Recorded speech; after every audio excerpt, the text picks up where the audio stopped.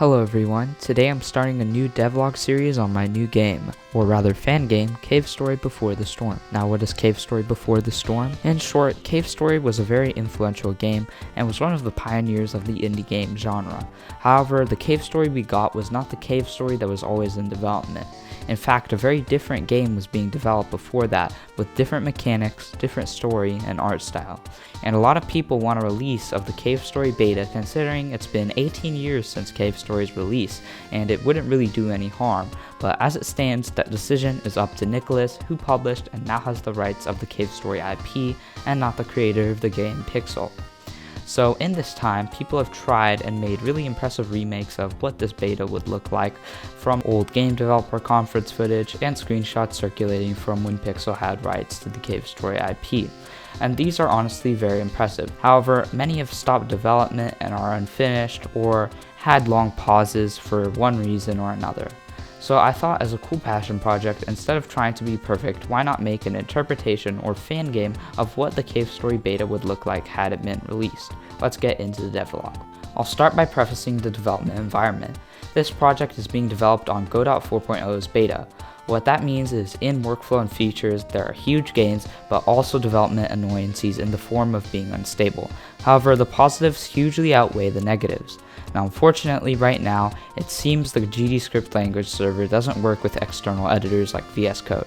However, this isn't that bad because the editor built into Godot is much better than before, with the ability to show multiple errors finally. So pretty much, other than those couple of things, Godot 4.0's beta is really worth it for development. Because it is still being updated so frequently, I used Godot 4.0 beta 10 to 12 during this devlog. I started by making a title screen, and I also found an English and Japanese font, which is going to be important for translation later, as I plan to have the game be in English and Japanese. I also added the sprite for Curly, not quote because it's accurate to the beta, and as a little cursor for these menus similar to the original game. I would like to mention I'm also going to be using the sprites from the RecSBR repo by Lou Raichu to speed up the art development process, so credit to them. If you have played RecSBR, then you may notice that the sprite is now more purple instead of blue. This is because I could swear I remember seeing the sprite in purple, and also because it kind of looks better. Although this is still up for being changed. Then I started on the test level. I just referenced what it looked like from RecSBR.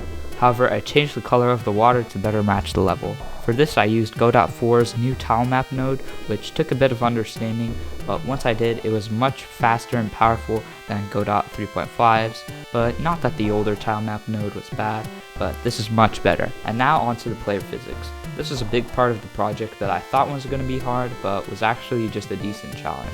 I'll start with the room variable.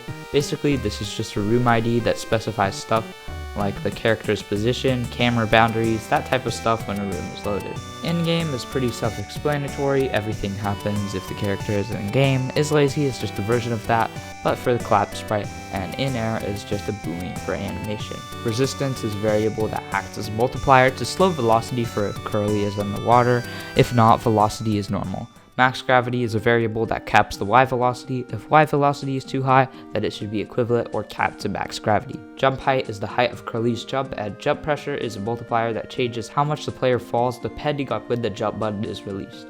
If not, then the player will do a full height jump. This is one of my favorite things with the physics surrounding this code, and that's the fact that you keep horizontal velocity while in the air, whether or not you move left or right. And this introduces some natural side effects like friction and jumping and moving without holding down the movement keys. And finally, the particles. These were done by my friend Sleeping Raven, who's also helping me on the project. Sleeping Raven sent me the particle scene and then I touched it up. Unfortunately, we don't have Area 2D tile maps yet, but we can still use Area 2Ds and groups to achieve the same effect. On area entered, water particles will appear at the player's position. Pretty simple and looks nice. And that's it. Even though this is not perfectly accurate, and I am looking to improve the physics and whatnot, it's still a good starting point. And I am really excited for when Godot 4 finally becomes stable. See you in the next devlog.